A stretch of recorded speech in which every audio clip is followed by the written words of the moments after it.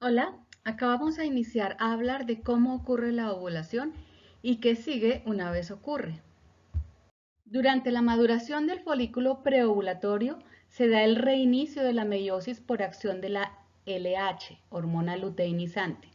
Con esto se inhibe la mitosis en la capa granulosa y en el antro folicular hay producción de líquido folicular secundario, este fluido mucho más rico en glicoproteínas. Se termina la meiosis 1. Se tiene el ovocito secundario y el primer cuerpo polar que se queda dentro del folículo. Se separan las células del cúmulus oophorus de las células de la corona radiata y el ovocito con su corona quedan libres en la cavidad antral.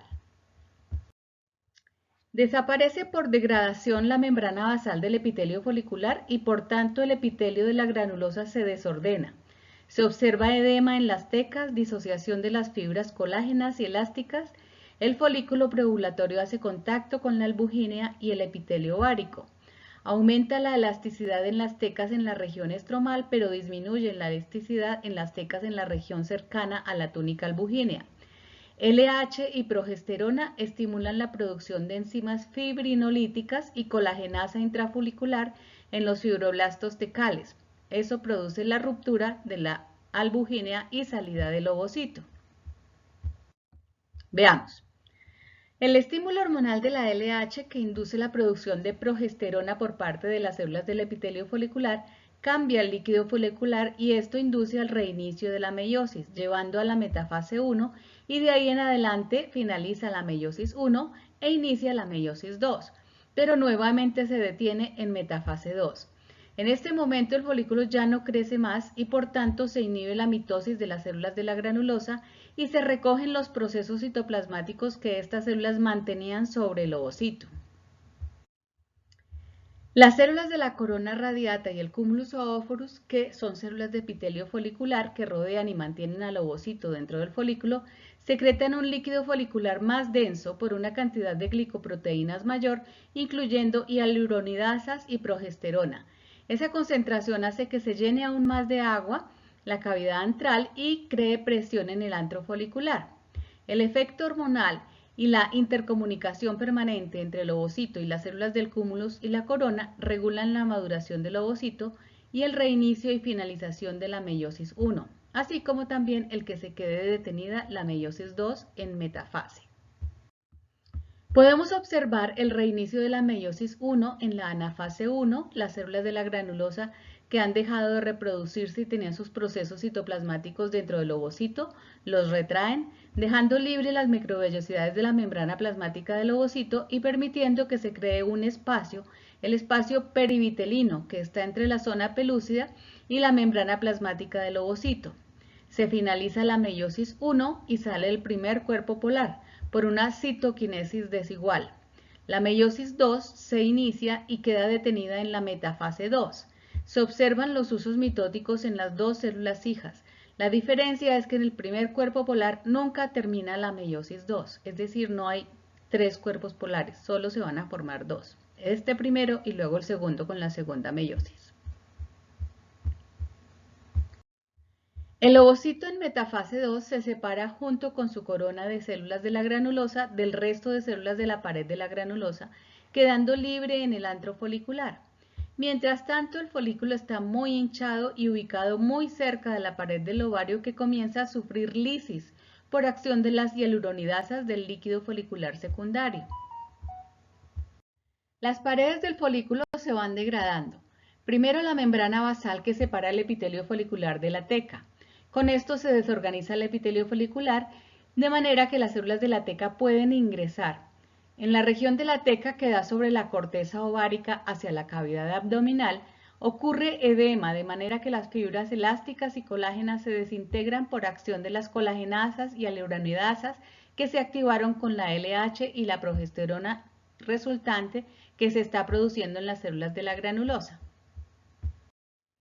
La elasticidad de las tecas del lado de la superficie ovárica se pierde por lisis enzimática de los tejidos foliculares. Se rompe asimismo la túnica albugínea, abriéndose un hueco por donde el ovocito secundario saldrá junto con las células del cúmulus oophorus. La liberación del ovocito es la ovulación. La ruptura de la pared ovárica y la presión hidrostática del líquido folicular impulsa la salida del ovocito con su cúmulos o óforos. Acá una representación gráfica del momento de la ovulación visto desde fuera del ovario. Todo lo anteriormente visto sobre el proceso de la ovulación se describe para mamíferos, pero ¿cómo es el proceso en otros animales? Acá pueden ver un ejemplo de ovulación en peces.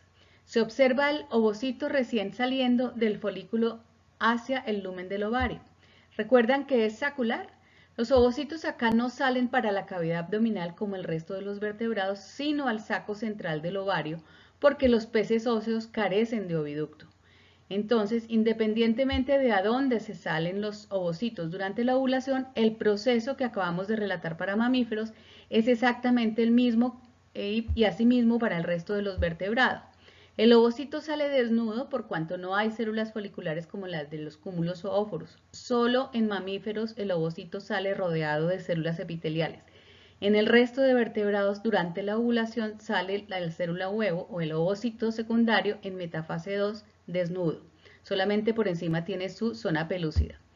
El epitelio folicular de una capa que rodea el ovocito queda en la cicatriz del ovario y esto se llamará el folículo postovulatorio. Está con una flecha. Excepto en peces, el ovocito ovulado caerá en la cavidad abdominal y será succionado hacia el embudo oviductal. Acá pueden ver una imagen del ovocito secundario y su cuerpo polar en el espacio perivitelino y dentro de la membrana vitelina. Este es un ovocito de mamífero al que le retiraron las células del cúmulus que lo rodeaban. El destino del ovocito será entonces el oviducto y la fertilización. Por otro lado, el folículo postovulatorio cerrará la abertura de la corteza ovárica provocada por la ovulación y se formará una cicatriz que generará el cuerpo lúteo. Se llama así porque las células del epitelio folicular que quedaron en la cicatriz, luego de que salió el ovocito secundario, incrementan la síntesis de progesterona. Recordemos que estas hormonas derivan del colesterol, así que se requiere que haya suficiente materia prima para poder producir la progesterona. Por eso se ven de color amarillo por la cantidad de grasa que tienen acumuladas. Y de ahí su nombre de lúteo. Lúteo quiere decir amarillo. Recordemos la hormona luteinizante es la que sintetiza y se secreta en la adenohipófisis.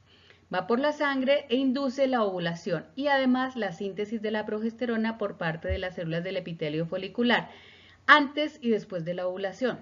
Después de la ovulación dentro de las células luteínicas del cuerpo lúteo, que son la representación de las células del epitelio folicular después de que salió el ovocito.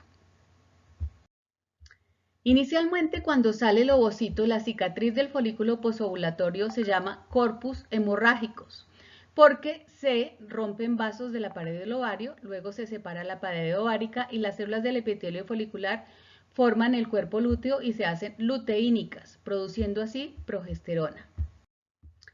Así como resultado de la ovulación se forman los folículos posovulatorios o cuerpos lúteos por proliferación de las células de la granulosa formando una cicatriz de células activas en la esteroidogénesis, produciendo especialmente progesterona.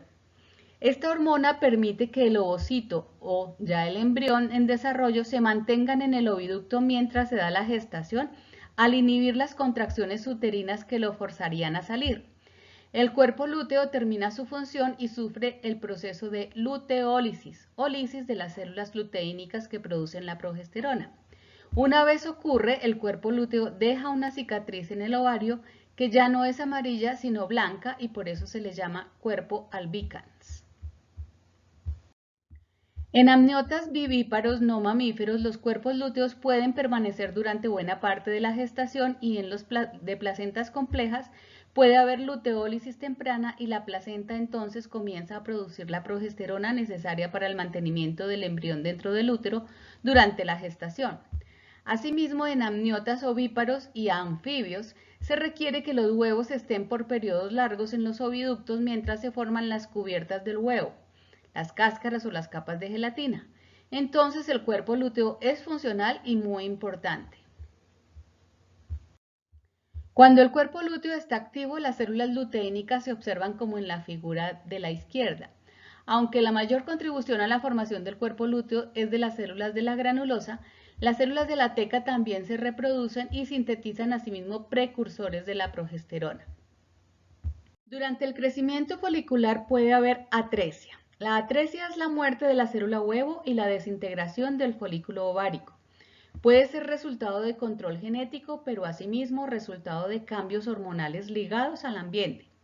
Controla finalmente el tamaño de la camada o la nidada en cada ovulación. Se inicia con la muerte del ovocito, desorganización del núcleo y del ooplasma y la pérdida de la membrana plasmática del ovocito. Asimismo, se desintegra la capa de las células de la granulosa o epitelio folicular. Las tecas se desorganizan e invaden a la capa granulosa que está en desintegración y también llevando vasos sanguíneos que poco a poco disminuyen la vascularización tecal. Con esto desaparecen los receptores de la LH y entonces, aunque haya LH, no hay respuesta porque no hay receptores. El balance de andrógenos y estrógenos hace que haya más andrógenos y menos estrógenos. Los andrógenos inducen la atresia folicular.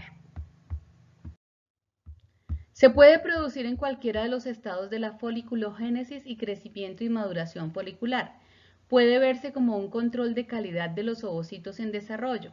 En la mujer se ha sugerido que el 98% de los ovocitos inicialmente presentes al nacimiento se vuelven atrésicos.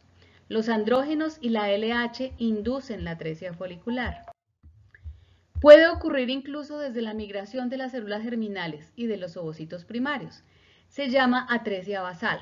También ocurre en todas las fases del crecimiento folicular durante cada ciclo ovárico, relacionado con el balance de andrógenos-estrógenos en el ambiente ovárico. Acá podemos ver los porcentajes calculados de atresia folicular en la mujer a partir de los folículos terciarios que comienzan el desarrollo del antro folicular. Como pueden ver, hay una gran pérdida de ovocitos y folículos ováricos. Son entonces muy pocos los que efectivamente llegan a ser ovulados respecto de la población total inicial de los ovocitos primarios al nacimiento. Por esta razón es que puede ocurrir la menopausia. Vamos a hablar ahora de lo que pasa con la célula huevo. Comencemos a hablar entonces de las cubiertas, que son agregadas al huevo, es decir, por encima de su membrana celular.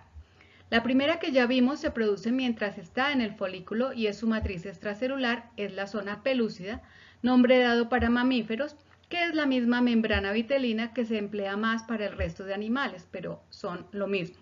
Una forma especializada de matriz extracelular con glicoproteínas secretadas por el ovocito y las células foliculares durante su desarrollo. También, a nivel del folículo ovárico, en peces y en insectos se produce por encima de la membrana vitelina una capa de proteínas especializadas que forman una cáscara protectora sobre el huevo, el corion.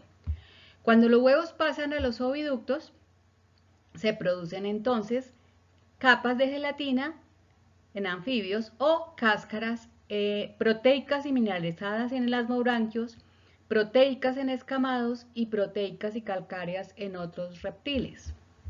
Veamos.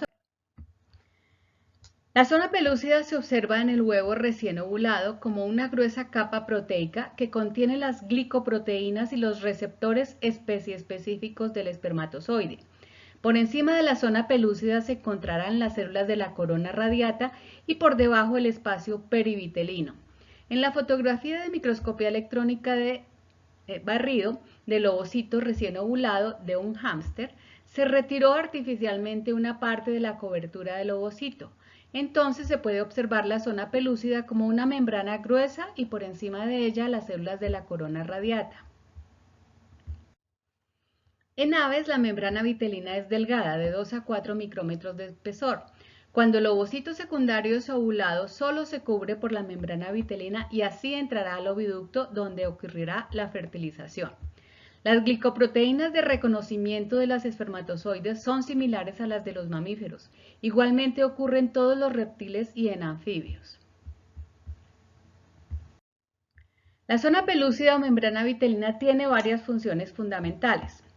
Protege al ovocito del daño mecánico, mantiene los receptores específicos para el reconocimiento de los espermatozoides y por eso mismo es una barrera específica al esperma ajeno. También es fundamental en el bloqueo de la polispermia. Cuando hay ovulaciones masivas, como en peces o anfibios, es la barrera que evita la fusión de los huevos y en los vivíparos de los embriones. Asimismo, permite el desplazamiento de los huevos o embriones por el oviducto. Y finalmente, protege al embrión de los anticuerpos maternos que reconocen al huevo o al embrión como un agente ajeno a las células de la madre. Hablemos ahora del corion. En peces, por la existencia de este corion, la membrana pelúcida queda por debajo del corion y por encima de la membrana plasmática del ovocito. Hay un espacio perivitelino muy delgado entre el corion y la membrana vitelina que va a ser muy importante durante la fertilización. Como tiene corion, es importante que quede un espacio libre para el ingreso de los espermatozoides, así que se debe formar el micrópilo. Como habíamos dicho, los ovocitos secundarios de los peces son ovulados a la cavidad interna del ovario porque la mayoría de los teleósteos carecen de oviductos. Miren por favor el diagrama D y E. Los ovarios son muy grandes y desembocan directamente al poro genital o en un oviducto muy cortico que funciona como un embudo que recoge los huevos que crecen en la cavidad abdominal. Por tanto, el corion es producido intrafolicularmente y no tienen otras cubiertas adicionales.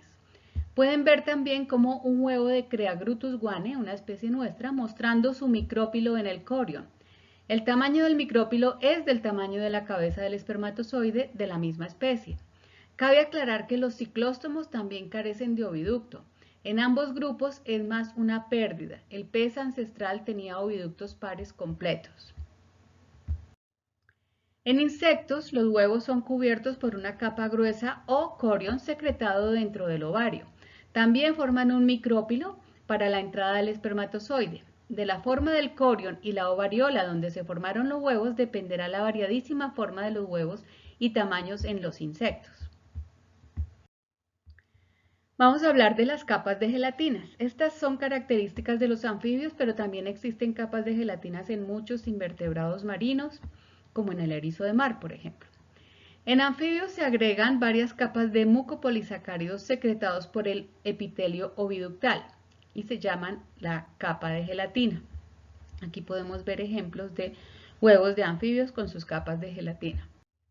La gelatina de los huevos de los anfibios es secretada por el epitelio del oviducto. El oviducto es muy convoluto. Una vez los huevos entran en el oviducto por el infundíbulo, empiezan a pasar por el lumen y son envueltos progresivamente por capas de gelatina secretada por un epitelio secretor especializado. La gelatina es altamente hidrofílica y absorbe agua, de modo que mantiene al huevo y posteriormente al embrión en un ambiente protegido y húmedo. La última capa de gelatina que se adhiere en la parte posterior del oviducto posee funciones bactericidas. Las cáscaras. Vamos a comenzar con las cáscaras de los elasmobranquios. En elasmobranquios hay oviductos desarrollados y diferenciados en varias zonas. Muchos de los elasmobranquios son ovíparos y el oviducto es quien produce las particulares cáscaras de este grupo. En los elasmobranquios ovíparos, el oviducto anterior desarrolla la glándula nidamental, en donde se agregan las capas y capas de proteínas y es donde adquieren la forma particular los huevos. Esta se pierde o atrofia en los elasmobranquios vivíparos. Hay que destacar que muchos de estos huevos tienen inclusiones de metales y por eso adquieren esa forma y el color característico. En Arcosauria y tortugas, el oviducto es muy desarrollado para producir las cubiertas del huevo, que en general se pueden denominar albúmina, membrana de la cáscara, que es proteica, y capas calcáreas, que tienen carbonato de calcio principalmente y que componen la cáscara. La albúmina es entonces característica de Arcosauria y tortugas, pero no se produce en escamados, en la mayoría, y esto tiene que ver con el tipo de cáscara que se formará. Las cubiertas del huevo, como la albúmina y la cáscara, son adicionados después de la fertilización, a medida que los huevos pasan por el oviducto.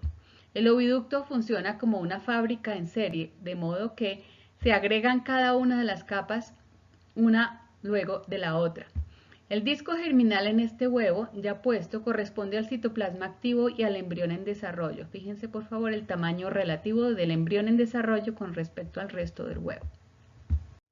Una vez el ovocito cae en el oviducto, entra por un embudo llamado el ostium infundibular, que tiene un epitelio ciliado que hace que el ovocito secundario entre al oviducto. En la región posterior del infundíbulo, llegando al tubo, ocurre la fertilización y allí se sintetiza una primera capa de mucopolisacáridos por encima de la membrana vitelina. Asimismo, se sintetiza la chalaza, que se posiciona a ambos lados del huevo de manera que el citoplasma activo por donde entró el espermatozoide en la fertilización siempre va a quedar en la misma posición. El magnum es la parte más gruesa y muy convoluta del oviducto. Se encarga de sintetizar las proteínas que conjuntamente se denominan albúmina o clara del huevo, que es también altamente hidrofílica y absorbe agua. El agua que necesitará el embrión para su desarrollo, porque los huevos de reptiles con cáscaras calcáreas son impermeables. Otras funciones de la albúmina se relacionan con la misma nutrición del embrión en desarrollo, absorción del hierro y protección contra infecciones. En el istmo se sintetiza una capa proteica por encima de la albúmina que se llama la membrana de la cáscara y es como la base sobre la que se construirá más posteriormente la cáscara del huevo. Son dos membranas separadas y permitirán la formación de la cámara de aire que se observa en los huevos en su parte más ancha. En la región del útero o glándula de la cáscara se sintetizarán dos tipos de moléculas. Un andamiaje proteico de un tipo de queratina y carbonato de calcio que va a impregnarse y organizarse sobre la estructura proteica. Cada componente, la capa de proteína y la de carbonato de calcio, es sintetizado por células diferentes dentro de la pared del oviducto y secretados al lumen donde se arreglan específicamente. El carbonato de calcio es grueso y permite darle rigidez a la cáscara. El paso de aire porque es porosa, pero impide el paso de agua hacia el interior del huevo una vez ha sido puesto, por eso es que son impermeables. A la izquierda se ve cómo se organizan las unidades que constituyen la cáscara. Aquí lo podemos ver con más detalle. Como mencioné, la base donde se depositará el carbonato de calcio es un andamiaje estructural hecho de proteína, queratina, secretada por las glándulas del útero. Se observa arriba a la izquierda, sobre esa estructura los cristales de carbonato de calcio formarán una estructura organizada que vemos a la derecha y que incluye una zona mamilar y la zona de palizada, la parte más externa. Y la última capa en ser secretada será la cutícula, arriba. En el oviducto entonces se desarrollarán las formas y adquieren los colores diferentes que podemos ver en los huevos de las aves en la naturaleza. En cocodrilos y tortugas el oviducto es similar al de aves, pero el magnum parece menos desarrollado y la proporción relativa de albúmina parece menor que en aves, pero su oviducto es básicamente el mismo que en aves. En escamados, sin embargo, con excepción de algunos gecos, no se desarrolla albúmina o es muy poca y las cáscaras son apergaminadas pues el componente proteico es más desarrollado que el de carbonato de calcio. Los huevos son completamente permeables al agua y deben ser puestos en medios húmedos para absorber agua. Consecuentemente, los oviductos son más sencillos, carecen de magnum. Las especies vivíparas durante los primeros estados de desarrollo embrionario intrauterino depositan cáscara, pero esta es digerida, cáscara proteica, pero esta es digerida inmediatamente para permitir el intercambio gaseoso y de agua entre el oviducto y los embriones en desarrollo. Solo en los gecos podemos encontrar huevos que son más parecidos a los de otros reptiles. Tienen cáscara con más carbonato de calcio y algo de albúmina. Seguramente ustedes habrán visto en sus casas restos de estas cáscaras que son muy pequeñitas, del de los gecos de las casas, de las paredes de las casas. En mamíferos monotremas, la hembra pone huevos muy pequeñitos y cascarados. El oviducto es simple, pero produce una cáscara delgada de carbonato de calcio y proteínas parecido al de aves, pero más sencillo. No hay albúmina, pues el desarrollo dentro del huevo es muy rápido, entre 10 y 15 días. Los neonatos son totalmente dependientes de la madre y de la lactación. Esto es una matrotrofia extrauterina muy temprana. Por lo tanto, sus cáscaras son simples y no acumulan una gran cantidad de agua. En esta clase hemos visto entonces los procesos que me llevan a la ovulación o liberación del ovocito secundario del ovario. También vimos qué pasa después de que el ovocito sale, la formación de los cuerpos lúteos y su luteólisis. Luego vimos que existe el control de la calidad y del número de ovocitos que efectivamente pueden ser ovulados con el proceso de la atresia folicular. Y finalmente hablamos de las cubiertas que se ponen sobre los ovocitos secundarios inicialmente y luego sobre los huevos ovulados en su tránsito por el oviducto. Muchas gracias.